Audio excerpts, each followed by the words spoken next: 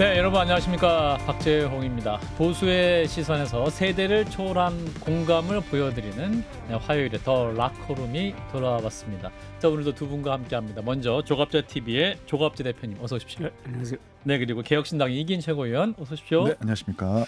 네, 자, 법원이 윤석열 대통령에 대해 구속 취소 결정을 내리고 또 헌재의 탄핵 심판 선고가 예상보다 늦어질 수 있다라는 전망이 나오고 있습니다. 오늘 최상목 대통령 권한대행은 헌재의 최종 판단 이후에 지지자들 간의 물리적 충돌 우려가 된다. 뭐 이런 얘기까지 하고 있는데요. 관련 영상을 보고 말씀 이어가겠습니다. 헌법재판소의 중요 선고를 앞두고 사회적 갈등의 증폭과 물리적 충돌 등에 대한 국민들의 우려가 커지고 있습니다. 정부는 합법적이고 평화적인 집회 시위는 최대한 보장할 것입니다. 불법적이고 폭력적인 집회 시위나 공권력에 도전하는 행위에 대해서는 어떠한 관용도 없이 법과 원칙에 따라 엄단할 것입니다. 예, 자, 최상목 대통령 권한대행 일단 헌법재판소의 최종 판단을 앞둔 상황에서 이제 물리적 충돌 있을 경우에 이제 관용은 없을 것이다, 엄단할 것이다, 뭐 이런 원칙을 얘기한 것 같고, 일단 대통령의 구속 취소 결정 이후 이제 석방된 이후에 여러 상황에 대한 얘기가 나오고 있습니다. 일단 대표님, 윤 대통령의 석방 어떻게 보셨습니까? 청천벽력 아닙니까? 마른 정치평론가요? 하늘에 벼락치는 건데. 아, 그런가요? 예. 첫째, 이번 이 윤석열 대통령이 누굽니까? 자범이 아니잖아요. 예. 어떻게 보면 우리 형사법에 가장 엄중한 죄를 혐의로 갖고 있는 분 아닙니까? 그죠? 내란죄. 내란 우두머리 혐의자인데 예. 이런 분을 석방하려면은 아주 납득할 만한 이유가 있어야 되는 것 아닙니까? 예. 그런데 납득할 수 없는 이유 아닙니까? 그리고 아마 수십 년 동안 그런 이유로 석방한 경우는 윤석열 대통령밖에 없을 겁니다. 예. 구속 취소로 석방한 것 아닙니까? 71년 만이라고 하더라고요. 그것도 예. 충격적인 것이고 더 충격적인 것은 검찰총장이 즉시 항고를 하지 않은 것. 그렇죠. 더구나 수사 실무자 특수본에서는 모든 법리적 헌법적 근거를 대면서 이것은 즉시 항고를 해가지고 예. 상급심에서 확실한 지침이 나오는 판결을 받아봐야 된다 하는 걸 묵살하고 즉시 항고를 포기하도록 지시를 해가지고 예. 저는 그게 더 충격적이라고 생각을 합니다. 그리하여 지난 3개월 동안 이 한국을 뒤흔들었던 예. 그게 결국 윤석열 대통령 체포 구속 아닙니까? 그렇습니다. 그래가지고 구속시켰어요. 예. 그게 도루묵이 됐습니다. 그 정도가 아니라 앞으로 이 내란죄 수사뿐만 아니라 재판이 어떻게 진행될지 하는 그 근거를 뒤흔들어 버린 것 아닙니까? 예. 그러니까 공수처의 수사권이 있는지 없는지 애매하다라는 표현을 가지고 그다음에 윤석열 대통령은 마치 개선장군처럼 활동하면서 현실 정치에 직접적인 영향을 미치도록 했습니다. 내란 우두머리 혐의를 받는 사람, 우리나라에서 가장 위험 인물이라고 지정한 겁니다. 법적으로. 예. 그런 사람에게 이런 특혜를 줄 수 있느냐 하는 게 현재의 문제라고 생각합니다. 예. 청천벽력과 같았다. 대한민국에서 가장 위험 인물로 지정된 사람을 석방한 것. 여러 가지 의미를 제대로 짚어주셔서 뭔가 이게 좀 정리가 되는 느낌인데 이긴 최고는 어떻게 보셨어요? 저도 조 대표님 말씀에 적극 공감하고요. 검찰의 이 바닥난 신뢰가 더 떨어질 수 있겠다는 생각이 드는 게 예. 즉시 항고를 한 번도 안 한 것처럼 심우정 검찰총장이 뭐 언론에서 이야기를 했는데 알고 보니까 2년 전에 울산에서 이 공동 공갈의 혐의를 받고 있는 피고인의 구속 취소 결정이 있었었고 예. 곧바로 검찰에서는 즉시 항고를 했다는 것 아닙니까? 예. 심우정 총장의 말과 완전히 다른 거고 거짓말을 하게 된 셈인 거죠. 이것만 보더라도 지금 검찰이 그때의 검찰과 지금의 검찰이 어떻게 다른가에 대해서 증명할 수 없을 것이라고 저는 보고요. 구속 집행 정지 즉시 항고가 이제 위헌 판결을 받았기 때문에 예. 그걸 보고 이제 구속 취소도 위헌 판결을 받을 수 있으니까 항고를 안 한다라는 이야기를 하는데 그건 궤변이죠. 사실 구속 집행 정지 위헌 판결과 이 구속 취소는 완전히 다른 겁니다. 구속 집행 제가 판례를 찾아보니까 구속 집행 정지 즉시 항고를 통해서 일주일 동안 집행 정지 적용을 못 받는 피고인에 대한 그 이익이 침해된다는 사례로 그렇게 위헌 판정을 받은 거고 구속 취소는 사실 완전히 다른 부분이거든요. 음흠. 이렇게 되면 형사소송법에서 이제 구속 취소에 대한 즉시 항고 그 조항 자체가 위헌 조항으로 남게 되는 건데 예. 그 어떠한 판단도 받아보지 않는 채 그대로 남겨둔다. 같은 사례가 반복됐을 때 아마 이 또 즉시 항고에 대한 논란이 또 생길 거거든요. 이런 점에서 봤을 때 검찰이 상당히 좀 무책임한 결정을 내린 것이다라고 생각을 합니다. 예, 지금 전 국민이 헌법도 다시 보고 지금 형사소송법도 지금 다 공부하고 있는 이런 상황인데 사실 이게 법원이 이제 내린 결정을 보면 그 날이 아니라 시간으로 이제 계산을 한 걸 수도 굉장히 혼란이 있습니다. 사실은 이 판사가 집필한 책에도 날로 계산한다고 나와 주석도에 날로 한다고 나와 있었는데 이분이 이제 시간으로 계산했단 말이죠. 이거 어떻게 해봐야 될까요? 근데 대표님도 아까 이해가 안 간다 말씀하셨지만 지금 법률가들의 일치된 견해는 형사소송법 위반의 판결이라는 거 아닙니까? 예. 날이라고 돼 있는데. 그렇죠. 법안에. 그렇죠. 법에 날이라고 돼 있는데 시간이라고 안 돼 있고 그렇다면은 그걸 뒤집을 만한 이유를 발견한 게 이쪽 그 판사 이야기는 윤석열 측 변호인들이 그런 주장을 함으로 그걸 받아들였다는 겁니다. 맞습니다. 그게 예. 이제 인권 보장 차원이라고 또 총장이 이야기를 했습니다. 문제는 이 법이라는 것은 안정성이 있어야 되는 것 아닙니까? 그죠? 예. 자기가 지은 죄는 어디에 해당한다는 걸 알아야 되는데 이런 식으로 하면은 전례를 다 뒤집어 버린 것 아닙니까? 예. 전례를 뒤집고 지난 3개월 동안의 법적 절차가 있었잖아요. 체포영장 발부돼 가지고 체포되고 예. 그리고 또 체포영장에 대해서 또 이의를 신청하고 적부심도 신청하고 해가지고 그다음에 구속영장이 발부된 거는 다 그리고 구속사유가 증거인멸의 위험이 있다라고 된 거는 그러면 이게 무효입니까 이거? 그동안의 법적 절차는 무효란 이야기 아닙니까? 이 그러니까요. 판사의 주장대로라면 예. 그럼 과거의 전례도 부숴버리고 최근 3개월 동안의 법적 절차에 대해서도 일대 혼란을 가져오게 만들었다. 그런데 더 애매한 거는 이 결정문의 내용입니다. 예. 결정문의 내용에서 그 시간으로 하니까 구속 사유가 안 된다는 것은 그 1차고 2차에 붙어 있는 게 공수처의 수사권이 애매하다고 했어요. 그죠? 예. 애매하다고 했습니다. 아니 결정문에 애매하다고 하면 됩니까? 그게 자기가 판단이 있어야 되는 거 아닙니까? 그죠? 예. 그러면서 은근히 검찰이 즉시 항고를 하기를 바랐다는 뉘앙스를 거기 담고 있어요. 그러니까 항고해서 판단을 받아보고 싶다. 그렇죠. 뭐 이런 그럼 느낌이에요. 어떻게 보면은 이 지비현 부장판사. 판사가 제일 놀란 것 아닙니까? 예. 즉시 항고를 할 줄 알았는데 즉시 항고를 안 하니까 그렇죠. 제일 놀랐을 것으로 보입니다. 예. 그래서 애매한 상태에서 이게 지금 흘러가고 있어요. 대법원까지 올라가서 예. 얼마나 좋은 기회입니까? 그렇죠. 즉시 항고를 해가지고 결국은 대법원이 수사권이 있다 없다까지 판단을 내릴 것 아닙니까? 상급심의 판단을 좀 받아보고 그렇죠. 싶었다. 그러면은 이 모든 혼란이 아주 정리가 된다 이거예요. 예. 정리될 기회를 검찰총장이 즉시 항고권을 행사하지 않음으로써 날려버리고 일대 혼란을 가져왔다. 이거죠. 문제의 핵심은. 예. 이분이 자기 선책에 뭐 날짜로 적혀 있다 하는 그 언론 보도에 대해서 예. 자기 입장을 설명하면서 이렇게 했더라고요. 재판부의 판단이 옳다는 게 아니고 공적 비판과 논의에 열려 있다라는 표현을 했습니다. 그런데 이게 재판부 판단이 옳다는 게 아니라는 것은 어마어마한 지금 혐의를 받고 있는 윤석열 대통령을 석방하는데 확신이 없었다는 거 아닙니까? 그러니까. 법적 확신이 없으니까 예. 앞으로 토론을 한번 해보자는 건데 그건 토론은 방송 민간인이 토론이 하는 아니잖아요. 거고 예. 그 토론은 즉시 항고를 통해서 재판을 통해서 하는 거거든요. 예. 그러니까 이걸 읽어보면은 오히려 검찰총장 보고 왜 즉시 항고 안 했느냐. 나는 그런 가능성을 열어놨다. 예. 이런 이야기를 하는 것 같아요. 예.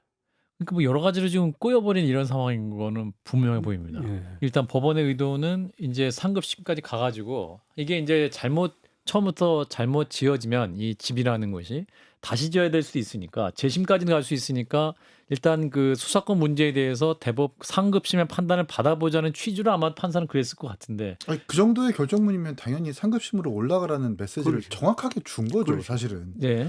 그러니까 명확하게 내란죄 수사권이 없다라고 딱 잘라서 규정한 게 아니라 규정이 없기 때문에 명확성을 기하기 위해서 구속 취소에 해당하는데 의문점이 있더라고 의문을 던진 거죠. 그러면 당연히 검찰에서는 즉시 항고를 통해서 이것이 위헌인지 아닌지를 판단 받아봐야 되는 건데 그걸 안 해서 지금 더욱 혼란이 가중한 것이고 그러면 지금 당장 수감된 사람들도 그러면 난 날이냐 때냐라고 당장 그러니까. 이견을 제시할 수 있고 당장 명태균 씨도 지금 구속 취소 나 자기도 구속 취소 신청한다는 거 나도 아니에요? 구속 취소 신청한다 이렇게 얘기한다는 건 아니에요. 이것만 보더라도 지난 형사소송법 제정 이후에 71년간의 관행을 완전히 뒤엎은 것이기 그러니까요. 때문에 엄청난 혼란이 가중될 것이 뻔하고 매우 공교롭다 사실은. 지금까지 이 구속 기준에 대해서 관행처럼 이어져 오다가 하필 대통령의 형사소송에서 형사사건에서의 판단 때문에 그 관행을 뒤진다는 것은 매우 공교로운 일인데 한간에서 제기되는 의견조차 사실 공감이 되는 부분은 있습니다. 뭐냐면 법원에 보낸 서류가 밤 늦게 보낸 서류 그리고 다다음 날 다시 돌아온 서류를 가정했을 때 일수는 3일이 걸리지만 시간은 한 25시간, 26시간 걸릴 수 있기 때문에 피고인의 이익에 부합하지 않는다라는 의견도 분명 공감이 되는데 그것이 이제 71년간의 관행을 뒤집을 만한 계기일 수 있는가에 대해서는 저도 의문이 있거든요. 이 부분들은 좀 비판받아 마땅하다 생각을 합니다. 그러니까 어떤 저 부장 검사가 경향신문하고 인터뷰한 걸 보니까 익명으로 했다고. 잡범이었으면은 적시 항고를 했을 거라는 겁니다. 예. 잡범이었으면은. 잡범이었으면 검찰의 그럼- 자존심 상해서 그러니까 잡범이 아니고 그러면은 아니 내란 우두머리 혐의는 잡범보다 더 위험한 거 아닙니까? 그러니까요. 죄의 그 말- 무게가 그렇죠. 예. 죄의 그 무게가 말은 크니까. 예. 지금 대통령이라는 그 힘에 눌려가지고 판사와 검찰총장도 대통령 한 사람을 위해서 관례를 뒤집고 무리한 법리를 적용해가지고 특혜 석방을 했다. 특혜 석방이다. 그렇죠. 그렇게 볼 수밖에 없는 겁니까? 예. 특혜 석방, 전례가 없는 특혜 석방 문제는 그런 식으로 했으면은 좀 국민들한테 차분하게 설명도 하고 미안한 표정이라도 지어야지. 검찰총장이 자신은 소신대로 했다, 절차를 따랐다, 그다음에 뭐 인권 보장의 원칙이다 이런 이야기를 하더라고요. 예.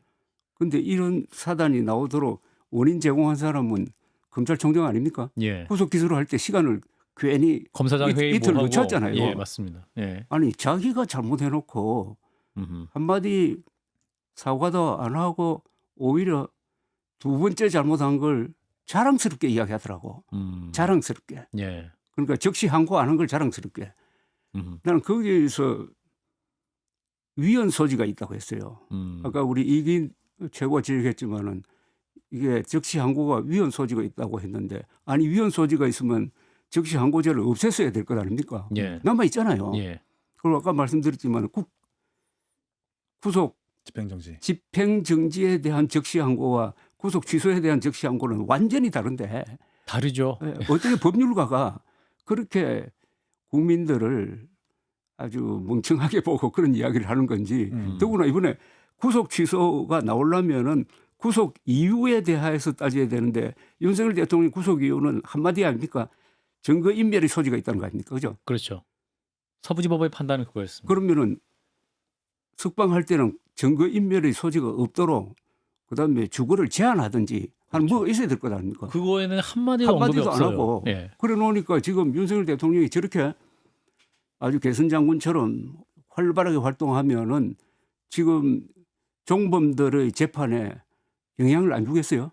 그죠? 예. 이거 일종의 증거인멸 아닙니까? 그죠? 예. 발언을 마음대로 못하게 하고 이런 분위기를 만들어 놓으면 예. 하나하나 좀 짚어보니까 다 정리가 되고 마치 그 12.3 내란 사태 때 첫날에는 이게 무슨 상황인가 하다가 갈수록 이제 이게 얼마나 엄중한 사안인가를 알게 되었던 것처럼 이번 윤석열 대통령 구속 취소 결정 이후에도 이게 하나씩 짚어볼수록 정말 좀 기괴하고 우리 대표님 말씀하신 대로 청천벽력 같다. 이게 무슨 상황인가 다시 좀 보게 되는데 이 심우정 검찰총장을 향한 검찰 내부 반발도 잇따르고 있다라는 보도가 있습니다. 일테면 내부에서 특수본 내부에서 그리고 담당 검사와 의견 대립이 있었다. 이게 보도가 나오고 있는데 일각에서는 이게 쇼다 이것도 어떤 검찰 조직에 대한 강한 불신을 내비치고 있는데 그냥 일단 약속대로 같이 그냥 내부 논란이 있었지만 마치 총장이 큰 결단을 한 모양새 뭐 이런 게 아니냐라는 거거든요. 이긴 최고는 어떻게 보세요?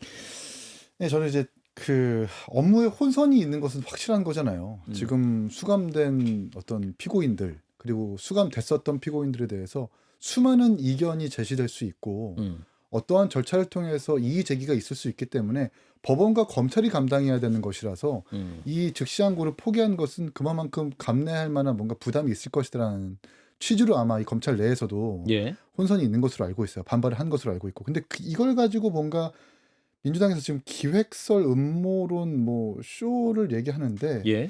거기까지는 안 갔으면 좋겠습니다. 그렇다고 해서 검찰이 사실 수사 의지가 심우정 총장의 개인적인 판단은 문제가 있다고 지적할 수 있지만 예. 검찰이 수사 의지가 없는 것은 아니거든요. 계엄 직후에 곧바로 특수본 만들어서 수사 출발했고 또 5일 만에 김용현 장관 긴급 체포했고 예. 또 그리고 검찰이 작성한 공소장에도 윤석열 대통령은 내란 우두머리라고 적시한 것 아닙니까? 예. 그 공소장 그대로라면 사실 그대로 혐의가 인정된다면 무기징역 또는 사형에 이를 수 있기 때문에 검찰의 의지가 없는 것은 아닙니다. 근데 이걸 가지고 뭔가 기획설이다 음모론이다 쇼라고 본다라고 하는 것은 좀 너무 과한 망상이 아닌가 싶습니다. 네. 일단 조 대표님은 이 현직 대통령이기 때문에 뭐 검찰이라든지 법원도 거기에 그 기세에 좀 눌린 게 아니냐 이런 말씀을 하셨는데 그럼 만약에 탄핵 심판에 대한 최종 결정이 나오게 되면 검찰의 어떤 수사의 칼이 더 좀 강력해지거나 혹은 더 날카로워질 수 있겠다 이런 판단하십니까? 그러다면 지금 저는 이제 인용될 거로 봅니다만은 탄핵 그럼 민간인이 심판이. 되는 거 아닙니까, 그죠? 예. 민간인이 되면은 이제 방패가 없어지는 거죠. 불소추 특권이 그러니까 없어지기 지금 때문에. 뭐 여러 가지 걸려 있는 사건을 검찰이 상당히 소신껏 수사할 수 있는데 예. 또 하나 요소가 있죠. 윤석열 대통령 지지자들이 만들어내는 예. 어떤 분위기에 또 눌릴 수가 있죠. 그래서 지금 이 정당이나 이런 데서 문제 제기를 할 때는 아까 이긴 최고가 좋은 이야기를 했는데 음모론 이런 거 좀 안 들고 나왔으면 좋겠어요. 이번에 이 즉시항고 포기를 가지고 따질 때는 법리로서도 충분히 반박할 수 있지 않습니까? 네, 예. 맞습니다. 그런데 무슨 짜고 했다느니 뭐 이런 이야기 하면은 그 엉뚱한데 관심이 쏠리고 진정성이 없어진다고요. 예. 그러니까 아주 냉정하게 법률가들이 저는 법률적으로 이 문제를 논의를 해도 충분히 그 모순점이 드러날 수 있을 것 같습니다. 예. 두 말씀이 어떤 법률가들보다 더 논리적으로 들려서요.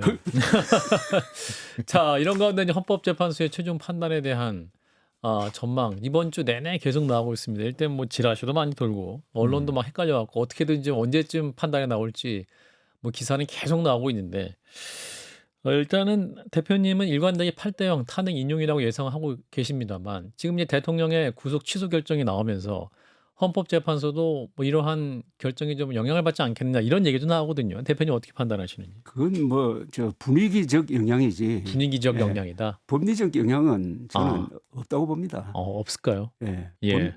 그러니까 제가 농담삼아 하는 이야기 있지 않습니까? 윤석열 대통령이 기각될 수 있는 유일한 경우는 소급 개헌을 해야 된다고. 소급 개헌. 소급 개헌을 해가지고 예. 헌법 77조를 바꿔가지고 탄핵 심판 전에 개헌이 있으면 그러니까 된다. 대통령은 아. 전시 사변 이에 준하는 비상사태 및 특별히 국민들에게 호소할 필요가 있을 때는 계엄령을 펴도 된다. 이런 조항을 하나 만들어야 됩니다. 그 조항이 없는 한 어떻게 법률가가 우선 헌법 위반의 중대성 아닙니까? 그죠? 그렇습니다. 헌법 위반은 부인할 수 없을 거라고. 그죠? 예. 법률가라면은 그렇습니다. 헌법 위반은 인정하고 그다음에 봐주려면은 이게 중대하지 않다라고 해야 돼. 그렇습니다. 예, 맞아요. 예. 그러면 윤석열 대통령이 지금 한 것 때문에 한국 사회에서 빚어지고 있는 이 혼란이 중대하지 않다고 해야 됩니다. 그죠? 맞습니다. 그러니까 헌법재판소에 쳐들어간 것도 국회를 군대를 장악한 것도 국회의원을 끌어내려 한 것도 요인들 10여 명을 체포하라고 한 것도 그다음에 거기에 대해서 무엇보다 전혀 반응성이 없다. 그러니까 복직하면은 제2, 제3의 계엄령이 나올 가능성이 충분하다 하는 그 위험도를 윤석열 대통령이 최근 며칠 동안 보여준 것 아닙니까? 그렇죠. 예.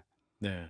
내란 우두머리 혐의자가 대선 장군처럼 불끈 주먹을 쥐고 쥐고 하는 행동을 행동을 보면은 나오면서 김치찌개를 먹고 복직시켰을 때 한국이 무슨 일이 벌어지느냐. 그래서 저는 민주공화국에 대한 도전입니다. 민주공화국을 지키는 판결을 할 것이냐, 아니면은 민주공화국을 저 남미에 쿠데타 자주 일어나는 바나나 공화국 정도로 격화시키는 판결을 할 것이냐, 민주공화국을 지키는 판결이냐, 민주공화국을 파괴하는 판결이냐가 바로 이 8명의 재판관 손에 달려 있다고 봅니다. 그러니까 위헌과 위법한 사항은 상식적인 국민도 이미 판단할 수 있는 수준이 됐기 때문에 그러니까 헌법재판관들은 그 중대성에 대한 판단을 하면 되는 것이고 이진숙 방통위원장 같은 경우 4대 4였는데 그러니까 뭐 위법한 요소가 있었지만 그게 이제 어떤 파면할 정도는 아니었다 해서 4대 4 나왔던 거 아니에요. 예. 근데 이제 대통령 지금 이제 윤석열 대통령 판단인 건데 네. 이긴 책은 어떻게 보세요? 그러니까 구속 취소 사유가 탄핵 심판에 일절 영향은 없을 겁니다. 지금 양당에서 되게 아전인수격으로 해석을 하잖아요. 예. 국민의힘은 거봐라 탄핵 심판 자체도 문제가 있다라고 비약하고 예. 민주당은 이거 봐라 음모론이다 비약 뭐 이렇게 이런 제기를 하고 있는데 아주 건조하게 생각했을 때 그냥 절차상 흠결일 뿐입니다. 구속에 관련해서는 그냥 그것뿐이고 공수처에서 명확한 조항이 없기 때문에 의문점을 남겨둔 것이지 이게 탄핵 심판에 줄 수 있는 영향은 그렇게 제한적일 거라고 저는 생각을 하고요. 예. 저도 분명히 8대 0이라고 보는데 예.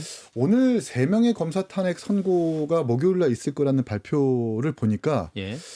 짐짓 좀 불안감이 드는 것은 있는 것 같습니다. 불안감이라면 시기에 대한 불안감이니까 결과에 대한 불안감이. 결과에 대한 불안감이 생겼어요. 아, 그런가요? 예, 왜냐하면 사실 윤석열 대통령의 사건이라고 하는 것이 노무현 대통령의 탄핵 사건보다는 좀 더 복잡하고 박근혜 대통령의 탄핵 사건보다 좀 단순한데 그러면 그 중간 어느 매쯤에 있는 사건이라고 좀 보거든요. 근데 이제 그 두 대통령의 탄핵 사건이 변론 종결부터 선고까지 9일에서 11일 정도 걸린 것 아닙니까? 그렇죠. 그러면 해봐야 14일 정도 걸리는 것이 맞는데 이미 선입선출 원칙은 지켜지지 않았고 그렇다고 한다면 이번 주 금요일 날 나오는 게 사실은 맞습니다. 지난 1988년 이후에 탄핵 사건 심리가 8건 이루어졌는데 7건 정도가 2건이 대통령이 금요일 날 이루어졌고 나머지 4건이 이제 목요일 날 이루어진 건데 예. 그래서 검사 탄핵도 이제 목요일 날 지금 선고가 났는 거 아닙니까? 그러면 금요일 날 나는 게 맞는데 그러면 일정상 관례상 이번 주 금요일 날 나는 게 맞거든요. 근데 다음 주 금요일 날 난다라고 판단한다면 변론 종결부터 선고까지 24일이 걸리는 겁니다. 그러면 최장 평이가 걸리는 거예요, 지금. 그러면 이걸 어떻게 해석할 수 있겠는가? 평의상에서 이견이 발생해서 조율하고 있는 과정으로 봐도 무방하겠다라는 생각이 들더라고요. 예. 모르겠습니다. 내용은 이제 뭐 다수가 소수를 설득하든 소수가 다수를 반박하든 모르겠지만 그 안에서 좀 치열하게 이견을 좀 조율하고 있는 중은 아닌가라는 불안감이 든 것은 근데 사실입니다. 이제 헌재의 평의 내용 자체는 엄청 철통보안이고 그렇습니다. 이게 어떤 도청 방제 장치까지 한 상태에서 평의를 진행하고 있기 때문에 그 안에서 어떤 얘기가 있는지는 알 수 없죠. 알 수 없죠. 예. 또 재판관들 절대로 밖에 누설을 하지 않아야 되고 만약에 누설할 경우도 위법이기 때문에 그렇습니다. 굉장히 조심하고 계신 거잖아요. 네. 그러니까 사실은 지금 여러 가지 정황상 금요일은 아닐 거라고 하지만 금요일일 수도 있는 것이고 그렇습니다. 또 헌법재판관 했던 분들 얘기는 연일 판단한 적도 있었다고 하기 때문에 95년도에 한 번 예, 있었죠. 예, 어떤 뭐 금요일 날 판단이 아예 없다 이렇게 볼 수는 없는 거 아닙니까, 대표님? 어떻게 다만 예, 그 13일에 예, 감사원장하고 새 이창수 검사에 지검장. 대해서는 아마 기각 결정이 나올 가능성이 높지 않습니까? 예. 예. 그 최재 감사원장과 소추안 이유가 좀 무리가 많잖아요. 예. 예. 그러면은 어떻게 보면은 여당 손을 들어준 거 아닙니까, 그죠? 예. 여당 손을. 그 다음에 다음 주에 어느 날을 잡아서 윤석열 대통령 파면, 그 다음에 같은 날에 한덕수 총리 탄핵 결정 또는 그 다음 날에 이렇게 나오지 않을까 하는 생각이 드는데, 아하. 그런데 한덕수 총리 결정을 먼저 해야 된다는 이야기 있는데 이런 딜레마가 있다 그래요. 한덕수 총리 결정문이 나오면은 내란 혐의에 대한, 그러니까 12월 3일에 한덕수 총리가 무슨 역할을 했느냐 하는 데 대한 판단이 나올 것 아닙니까? 예. 그 판단을 보면은 윤석열 대통령 이 재판에 대한 어떤 암시가 있을 것 같아서 음. 그게 먼저 나오면 곤란하다 뭐 이런 아. 이야기가 있는데 그건 난 설득력이 있다고 봅니다. 그리고 아하. 같은 날 아니면 다음 날에 이렇게 순차적으로 함으로써 어떻게 보면 좀 균형을 맞추는 설득력이 있는 그런 모양새를 만들고 있는 거 아니냐 하는 생각이 드네요. 그렇군요. 이게 또 이제 두 재판에 대한 판단을 떨어놓게 되면 또 여론이 좀 이상하게 여러 가지 그렇죠. 음모론이 있을 수 있기 때문에 네. 일단은 같이 하든지 하루 정도 차이. 하루 정도 그렇게 차이가 하니까요. 나는 예. 그 정도 배려를 해야 되는 것이다. 딱 하나만 짚고 다음으로 보면 그 윤 대통령 측이 참고 자료로 계엄 이후에 대통령 지지율 변화 추이를 헌재에 제출했다고 합니다. 그 지지율이 올랐다. 계엄 이후 상황과 한 달 후, 두 달 후 상황에서는 대통령의 지지율이 오르고 있다. 그러니까 이제 헌재 재판은 형사 재판이라 정치적 재판이기 때문에 이런 지지율도 좀 영향을 줄 수 있지 않겠느냐라는 판단으로 낸 것 같은데 이거 어떻게 영향을 미칠 거라고 보십니까? 이 여론 재판해달라고 헌재를 협박하는 정치 행위 한마디로 정리가 되네. 사실 재판해달라는. 예, 그냥 10여 차 변론에서 윤석열 대통령이 내세웠던 논리라는 것은 그냥 통치행위이다. 그리고 내가 지시하지 않았다. 난 잘못 없다. 사실 이 세 가지로 정리될 수 있는 것 아니에요. 아무 일도 일어나지 않았다. 네. 근데 뭐 마땅히 재판관들을 설득할 수 있는 논리는 저는 없었다고 좀 봅니다.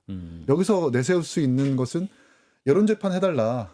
국민의 다수가 지금 이 대통령의 계엄에 대해서 동의하고 있고 내란으로 보지 않고 있다라는 그 증거 자료로 지금 여론조사 추이를 준 건데 전 이게 자충수가 될 수밖에 없는 게 지금 갤럽을 포함한 모든 여론조사에서 탄핵 찬성 비율이 반대 비율보다 낮게 나온 경우가 거의 없고 특히 중도층의 조사에서는 압도적입니다. 단 한 번도 정권 교체 내지는 탄핵 찬성에 대해서 뒤집어진 여론조사는 전 못 봤거든요. 예. 이걸 낸다라는 거는 오히려 재판관들로 하여금 아 그래 탄핵을 해주겠다라고 확신을 줄 수 있는 계기가 될 수 있겠구나 하는 생각이 듭니다. 조 대표님 같은 생각이십니까? 똑같은 생각인데 예. 정말 그런데 이제 한국갤럽은 윤석열 대통령에 대한 지지율 조사는 안 해요. 예, 이제 증거가 정리됐으니까. 난 그 태도가 맞다고 봅니다. 예, 그렇죠. 그렇죠. 근데 다른 조금 그 신뢰성이 약한 데서 집중적으로 그 조사를 하더라고요. 예. 그걸 헌법재판관들이 믿을 리도 없고 그러니까 달랑 그것만 하나 제출할 게 아니라 그 다른 것도 같이 하지 않겠습니까? 관련돼서. 그래서 탄핵 찬성이 보통 60% 나오고 요새 탄핵 반대가 뭐 한 35% 나오고 예. 이게 계속 유지되고 있는데 예. 글쎄요. 여론 재판이 불리하겠는데 오히려 예, 알겠습니다. 대통령에게. 예, 일단 두 분 일관되게 8대 0으로 탄핵이 유용될 것이다. 그리고 만약에 기각될 경우에 바나나 공화국으로 우리 민주공화국이 변하는 것이다라는 판단까지 들었습니다. 자, 두 번째 영상은요. 이제 윤 대통령이 석방된 이후에 당 지도부와 대통령실 참모들 만나고 있습니다. 관저 정치가 시작된 것이 아니냐, 뭐 이런 얘기도 나오는데 일단은 대통령실 관계자는 당연히 부인을 하고 있죠. 관저 정치 아니다. 당연히 또 이 윤 대통령 행보에 관심이 가져지는데 일단 영상을 보고 이어갑니다.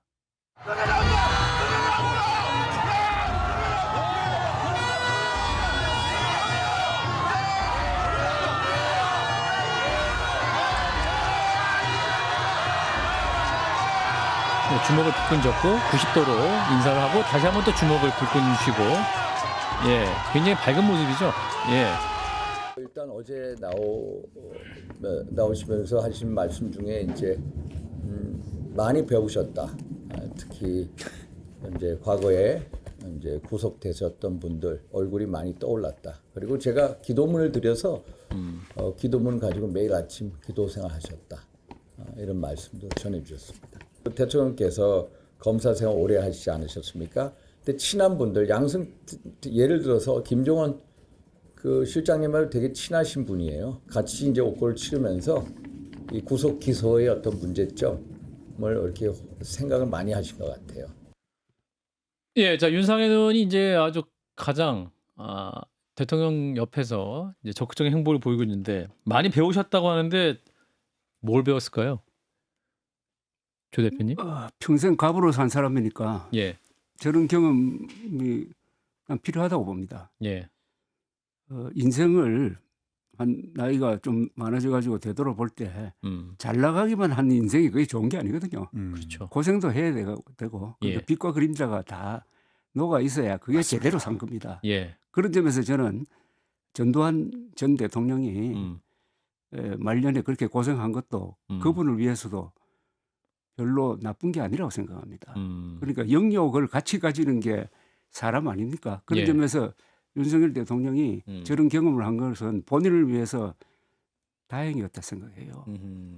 다만 하나 무슨 암호처럼 이야기한 게 양승태 전 대법원장이 생각났다는 겁니다. 임종원 실장 얘기도 하고. 예. 양승태 전 대법원장에 대해서 윤석열 중앙지검장이 어떤 수사를 했느냐, 어떤 수사를 했습니까? 전직 대법원장을 우리나라 역사상 처음으로 구속 기소를 하고 그 서류가 한 트럭분이었다고 그래요. 예. 10만 페이지를 넘었답니다. 예. 그리고 결과는 1심에서 47개 혐의일 겁니다. 47개 혐의가 전부 무죄가 됐습니다. 아하. 바로 1년 전입니다. 예.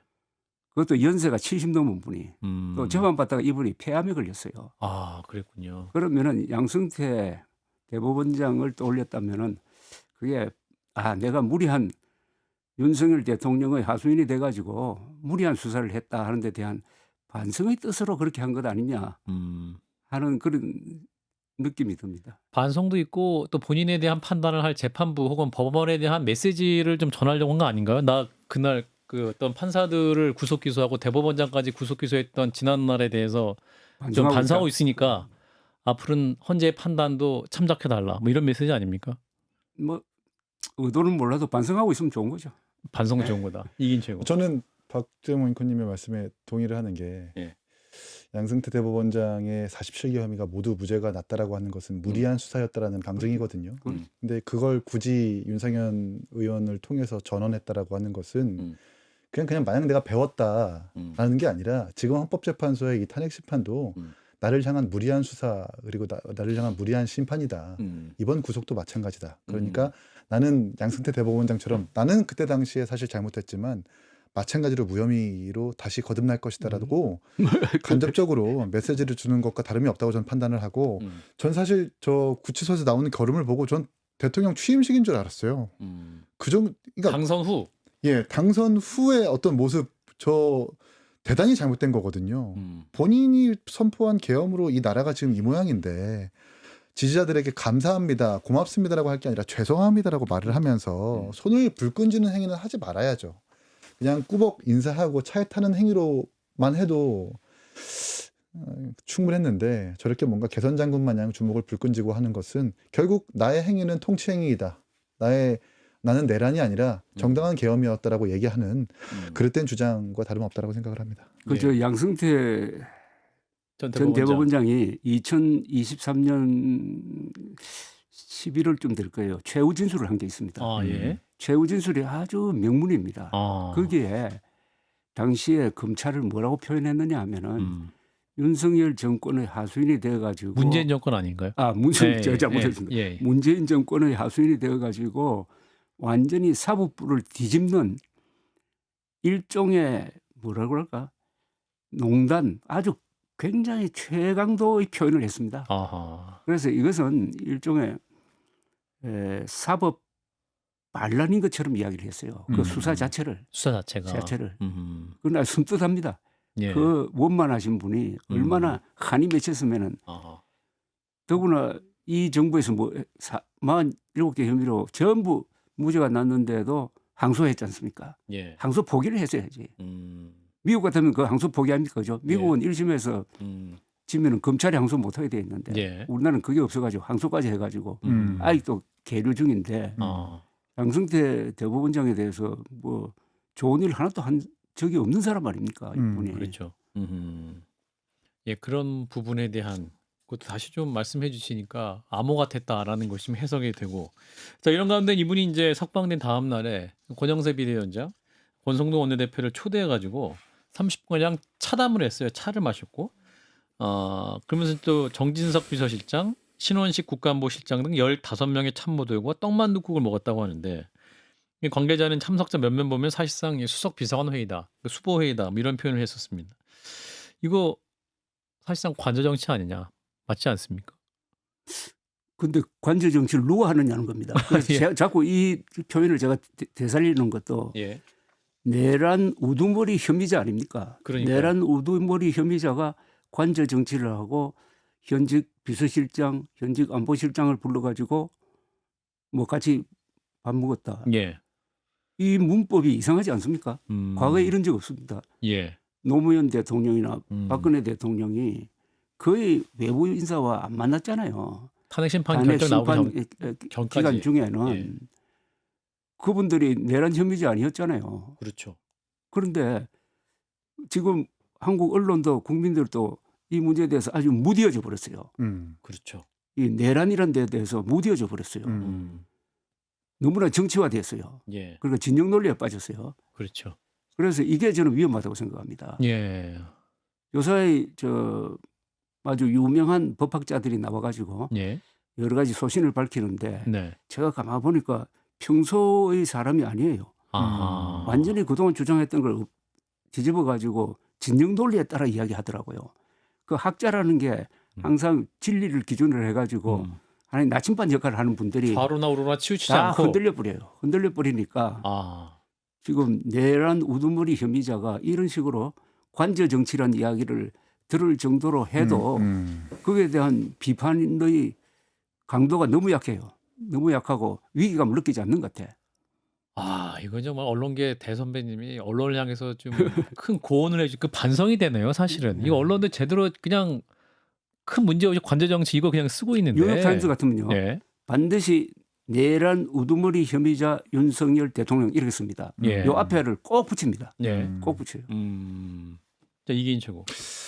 관저 정치는 사실 탄핵된 대통령은 할 수 있죠. 노무현 대통령은 사실 사안이 굉장히 좀 경미하고 가벼웠기 때문에 탄핵된 이후에 기자들도 만나고 등산도 가고 뭐 고건 총리 불러가지고 사면법 개정에 대해서 이렇다는 이야기도 하시고 그랬고, 박근혜 대통령은 사실 본인이 직접 외부와의 접촉을 극히 꺼려했습니다. 사실 두 사람과 윤석열 대통령의 사안을 비교할 수는 없겠지만 윤석열 대통령은 조 대표님 말씀하신 것처럼 내란 우두머리 한 나라의 근간을 흔드는 혐의를 받고 있는 사람인데 예. 비서관 회의 마냥 모든 이 어떤 정부의 관료들을 다 불러가지고 떡만 넣고 먹을 때냐, 이런 부분들은 분명히 비난받아 마땅한 것 같습니다. 그래서 지금 윤석열 대통령 석방된 다음에 나오는 행동과 예. 윤석열 대통령의 지지자들 행동, 그다음에 국민의 힘이 하는 헌재에 대한 압박, 윤석열 대통령 보호 이런 걸 총체적으로 딱 정리를 하면은 아, 이분이 현직에 복직하면은 수틀리면은 제2, 제3의 계엄도 하겠다 하는 인상을 상당히 강하게 남기는 거 아닙니까? 그렇죠. 그런 사람처럼 보이지 않습니까? 예. 그렇죠. 예. 예. 지금도 원래는 대통령실에서 말리지 않았으면 마이크도 잡을 수 있는 분이다. 이런 얘기까지 당연하죠. 나오는 그러니까 저는 윤석열 대통령도 문제인데 그 투톱이라고 하는 권영세 위원장과 권성동 원내대표가 스스로 절제를 해야 되는 거거든요. 부르면 가지 말아야죠. 내란 우두머리 혐의로 지금 안 가야죠. 이제 막 구속 취소돼가지고 관저로 복귀한 사람 쪼르르 달려가가지고 떡만 듣고 얻어먹고 전원해가지고 자꾸 대통령의 메시지를 국민들한테 준다라는 게 그게 옳지 않는 거고, 국민의힘 본인들한테도 안 좋은 게 만약에 조기 대선 열리면 지금 구속 취소 이전에는 막 한동훈 대표 북콘서트 열고 사실 조기 대선에 잠룡이라고 하는 사람들의 메시지가 훨씬 더 부각됐는데 예. 구속 취소 이전에는 그런 잠룡들의 메시지가 완전히 없어져 버렸어요. 지금 윤석열 대통령에 대한 보도가 줄을 이루고 있는 상황에서 예. 조기 대선 열리면 사실 계엄 심판 프레임으로 훨씬 더 강화될 겁니다. 예. 이게 국민의힘에 너무 안 좋은 거거든요. 요 부분이에요. 사실은 이번 주에 헌재 최종 판단이 있을 거다 예상을 하고 한동훈 전 대표도 이제 국민이 먼저입니다. 책도 출간하고 예. 또 뭐 개혁신당 같은 경우도 뭔가 준비를 하고 네. 이제 어떠한 대선 후보 경선 같은 경우도 이제 미리 좀 하려고 하는 것 같았었는데 네. 언론이 계속 이제 이 윤 대통령의 어떠한 관저의 모습이라든가 이거 계속 중계하면서 이게 다 뉴스가 지금 다 함몰되고 있는 것 같아요. 조 대표님 어떻게 보시는지? 저는 조기 대선이 있을 것이라고 보는데 있다는 걸 전제로 한다면은 예. 윤석열 대통령이 나를 밟고 가라는 그런 제스처를 포지션을 취해야 되는데 지금은 안 그러실 것 나를 같은데요? 업고 가라. 아, 나를 업고 가라. 그러면 무슨 일이 아닌데 이건 표현이 너무 완전히 예. 망치는 거지. 딛고 예. 가는 게 아니라 업고 가라. 나를 업고 가라. 그러면은 선거판은 완전히 계엄 찬반으로 나눠질 거고. 그럼요. 그러면 뭐 이미 결론 나온 건데. 예. 더구나 어떻게 보면은 이재명 대표에게 유리한 상황입니다. 지금. 그렇죠. 예. 계엄 우두머리 혐의자가 지금 저렇게 활발하게 활동을 하고 있다. 예. 나는 공직선거법상의 예. 허위사실 공포죄 그거 하나 달랑 걸려가지고 이렇게 고생하고 있다. 이렇게 딱 하면은 예. 먹혀들까지. 혐의의 비교가 그러니까 되는 거죠. 한 사람은 내란 우두머리 혐의고. 그러니까 이재명 대표를 강하게 비판할 수 있는 근거가 좀 두루뭉실하고 희미해져 버린다고요. 예. 두 사람은 항상 이게 이제 시소 관계 아닙니까, 그죠? 네. 예. 그런 점에서도 불리하고 하여튼 선거판을 망칠 것 같아요. 그러니까 국민의힘이 애초에 선거판을 망칠 것이다. 조기 대선에 관심이 없는 게 관심이 있으면 대통령을 출당하거나 하다못해 박근혜 대통령 탄핵 뒤 8개월인가요? 바로 홍준표 대표가 박근혜 대통령 1호 당원 출당시키겠다. 그래서 탄핵의 강을 건너겠다라고 그렇게 출발을 했습니다. 근데 예. 지금 국민의힘은 대통령과 같이 그냥 침몰하겠다라는 거예요. 계엄의 강에 그 속내를 좀 예. 뜯어서 해석을 해보면 결국 이 윤석열 대통령의 영향권에 있는 조기 대선 사람한테 줄을 서서 다음 당권을 차지하겠다 내지는 다가오는 지방선거에서의 공천권을 행사할 수 있는 그 줄을 서겠다라고밖에 좀 보여줄 수가 없는 거죠.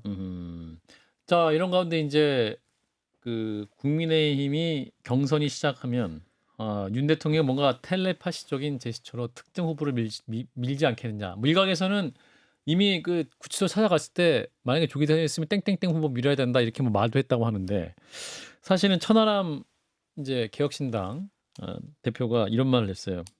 윤 대통령 구속 취소로 가장 슬픈 사람 순위를 매기면 1등은 한동훈, 2등 오세훈, 3등 안철수, 4등 홍준표라고 얘기했는데 조 대표님 맞습니까? 한동훈 대표가 가장 슬픈 사람인가요? 지금 상황에서는 그 말이 한 일리가 있는 것 같은데. 그런가요? 일리가 있는데 다만 네.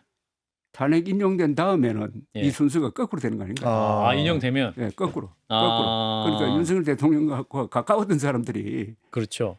본선 경쟁력이 없다라고 알려지면서 그때부터 지각 변동이 생기는 거 아닌가요? 그 경선 구조에서. 그렇겠죠. 예. 예. 그 대통령과 그러니까 가장 먼 합리적으로 생각하면 그게 맞는데 다만 예. 아주 감성적으로 사람이.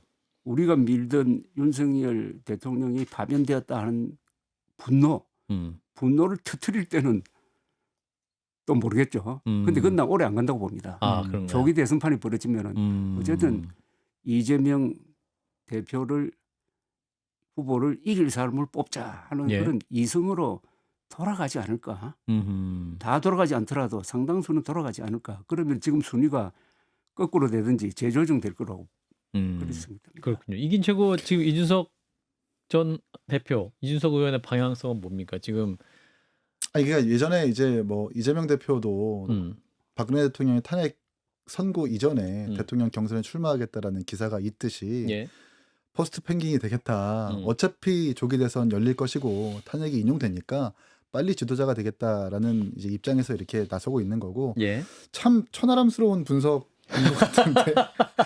분석 별로입니까? 분석 좋습니다. 분석 좋아요. 그러니까 2, 3, 4등은 사실 고만고만하고 비슷비슷해 보이는데 한동훈 대표한테는 구속 취소가 좀 치명적일 수 있는 게 그런가요? 구속 취소 전에 막 북권 사투 열어가지고 예. 뭐라고 얘기했냐면 제가 기억나는 부분은 계엄을 선포하는 순간 좀 방송 용어로 부정확한데 엿됐다라고 했잖아요. 그러니까 대통령의 계엄과 엿을 등치하고 비교하면서 그렇게 신세의 한탄을 했는데 이제 막 구속 취소돼가지고 대통령이 시중에 나왔단 말이에요. 맞아요. 그럼 대통령의 메시지가 줄어든 상황에서 한동훈 대표의 볼륨은 자연스럽게 줄어들 수밖에 없는 부분이라고 저는 보거든요. 예. 근데 여기서 또 한동훈 대표가 끝까지 비판적인 어조를 유지하고 있는 것이 아니라 예. 페이스북 통해 가지고 건강은 하셨냐, 공수처는 없어져야 된다. 또 애매하게 또 뭔가 역동작인 것처럼 걱정은 하되 탄핵은 해야 돼. 예. 라고 하는 것이 과연 국민의힘 주류의 어떤 당원들과 지지자들에게 먹힐 논리냐 예. 부분에 대해서 아마 천하람 대표가 이렇게 분석을 한 것 같습니다. 예. 조 대표님은 어떻게 보세요?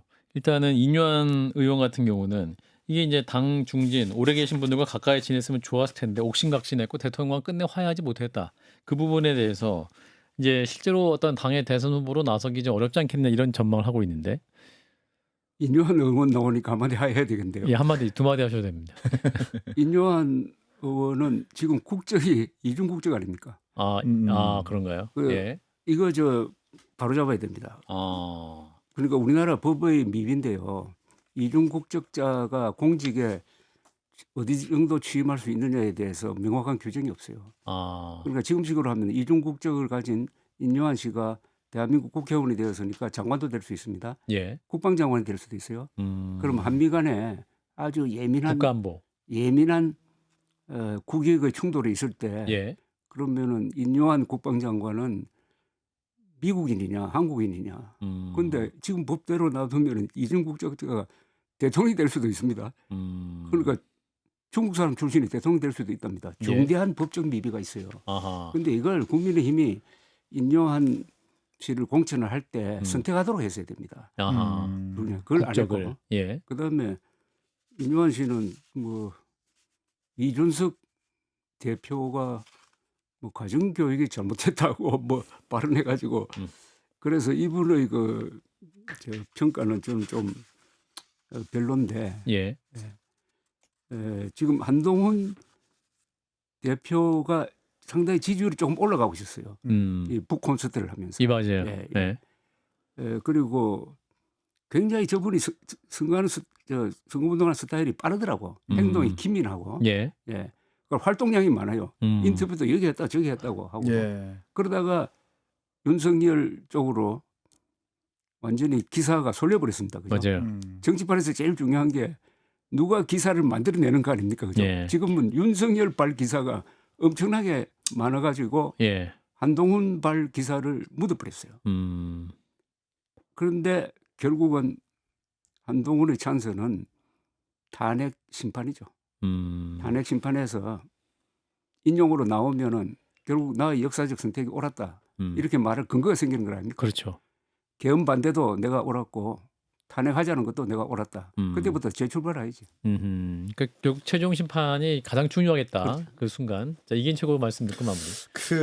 저는 누차 라커룸에서 말씀드렸다시피 유승민 대표, 한동훈 대표처럼 어쩌면 국민 상식에 부합하는 사람들의 말이 국민의힘에 통용되지 않는 것이 지금 국민의힘의 가장 큰 문제라고 생각을 합니다. 예. 계엄은 당연히 반대해야 되고 탄핵도 찬성되어야 되는데 지금 막 진영의 논리에 갇혀가지고 계속 전체주의 정당으로 흐르고 있는 것이 국민의힘의 일견 모습이라고 생각하거든요. 예. 인요한 위원장이 어떤 중재를 나섰는지는 모르겠지만 한동훈 대표가 평가할 부분들이 분명히 있겠지만 국민의힘에서 고전을 앞으로도 면치 못할 것이라는 생각이 듭니다. 예.